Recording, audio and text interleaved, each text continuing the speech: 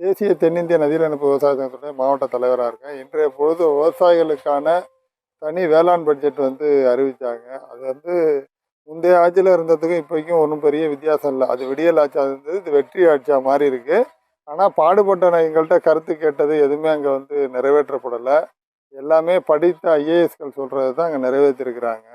அதனால் இவங்க 3 மாத காலத்தில் ஒன்றும் பண்ணவும் முடியாது. வந்துட்டாங்க, பட்ஜெட் போட்டாகணும். அப்போ முன்னாடி என்ன பண்ணாங்களோ அதை புதுசாக இருக்கிறனால இவங்க அதை காப்பி பண்ணியே பண்ணுறாங்க. இதில் வேறு இப்போ விவசாயிகளுக்கு விவசாய கடன் தள்ளுபடி கேட்டோம். அதை பற்றின எந்த அறிவிப்பும் இல்லை. மயிலாடுதுறை மாவட்டத்தை பொறுத்தளவு இங்கே முழுக்க முழுக்க வேளாண்மை நிறைந்த மாவட்டங்கிறதுனால எங்களுக்கு வேளாண் உற்பத்தி பொருளை மதிப்பு கூட்டக்கூடிய சிறு சிறு தொழிற்சாலைகளை உருவாக்குறதுக்கான கேட்டோம். ஒன்றும் இல்லை. அது மாதிரி இது காவேரியில் தண்ணி இல்லை. தண்ணி இல்லாத காரணத்தினால இப்போ நம்ம மாற்றுப்பயிருக்கு தான் போகணும். அப்போ மாற்றுப்பயிரை மாற்றுப்பயிரை மதிப்பு கூட்டுறதை கொண்டு விவசாயிகளுக்கு உரிய விலை கிடைக்கிற மாதிரி செய்யணும் கேட்டோம். அந்த மாதிரி எதுவும் இல்லை. அது மாதிரி ஆற்றுல காவேரியில் தண்ணி இல்லை. போர்க்கால அடிப்படையில் ஆக்கிரமிப்பு விளையாட்டு தூர்வாரி நீர்நிலைகளை தயாராக வச்சோம்னா ஒரு மேக வெடிப்பு மாதிரி ஒரு பெருமழை காலங்களில் அந்த இருக்கக்கூடிய நிலத்தடி நீரை சேமித்தோம்னா அப்போ உங்களுக்கு மேலெவல் வாட்டர் லெவல் இன்க்ரீஸ் ஆச்சுன்னா இந்த உப்பு தண்ணி ஏறுறது குறையும். இப்போயே போர் தண்ணியை நம்பி இருக்கிறனால போர் பார்த்தீங்கன்னா பல போரில் தண்ணி வரல. அந்த மாதிரி நிலமை தான் இருக்குது. இதுக்கான திட்டங்கள் இல்லை. அப்போ ஒரு ஏமாற்றம் அளிக்கக்கூடிய பட்ஜெட்டாகவே இருக்குது. நாங்கள் எதிர்பார்த்தது புதுசாக வெற்றி பட்ஜெட்னு இவங்க சொல்கிறத பார்த்தா பெருசாக நம்ம எதிர்பார்த்தோம். ஆனால் அந்தளவுக்கு இல்லை. இது விடியல் பட்ஜெட் மாதிரி தான் இருக்குங்கிற மாதிரி தான் தோணுது. அதனால் விவசாயிகளுக்கு மிகப்பெரிய ஏமாற்றம் அளிக்கக்கூடிய பட்ஜெட்டாகவே இது இருக்குது. இப்போ 2026, 27 இந்த நிதியாண்டுக்கான தமிழக பட்ஜெட் இன்றைக்கி அறிவிப்பு கொடுத்துருக்காங்க.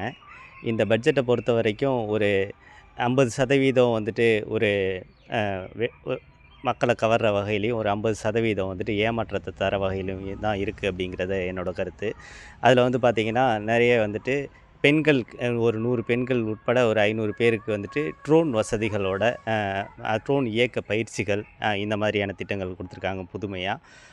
அடுத்தது பார்த்திங்க அப்படின்னாக்கா வேளாண் கல்லூரி, கோவை வேளாண் கல்லூரிக்கு ஒரு 5 பஸ் எக்ஸ்ட்ராவாக கொடுத்துருக்காங்க கல்லூரி மாணவர்கள் கள ஆய்வுக்காக. அதெல்லாம் ஒரு நல்ல விஷயம். அடுத்தது நம்மாழ்வார் பெயரில் விவசாயிகளுக்கு விருது வழங்குகிற சில திட்டங்களும் ஒரு வரவேற்கத்தக்கது. அதே நேரத்தில் சாக்கோட்டையில் இயற்கை விவசாய ஒரு பயிற்சி மையம் தொடங்குறதா ஒரு அறிவிப்பு வந்திருக்கு. அதே மாதிரி சில இடங்கள்லையும் கொடுத்து முன்னெடுப்பு அந்த இயற்கை விவசாயத்தை முன்னெடுக்கிற ஒரு விஷயம் நல்ல விஷயமா இருக்குது.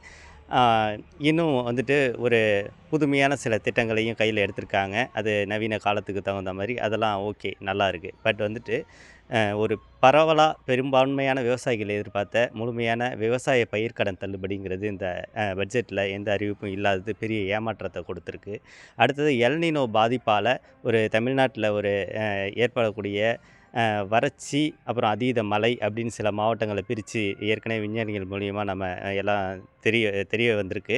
அதுக்கான ஒரு முன்னெச்சரிக்கை நடவடிக்கையான ஒரு செயல் திட்டங்கள் இந்த பட்ஜெட்டோட கனெக்ட் பண்ண மாதிரி ஒன்றும் தெரியல. அதெல்லாம் ஒரு ஏமாற்றமாக இருக்குது. இப்படி ஒரு இனிப்பும் உப்பும் கலந்த மாதிரியான ஒரு பட்ஜெட்டாக இதை நாங்கள் பார்க்குறோம்.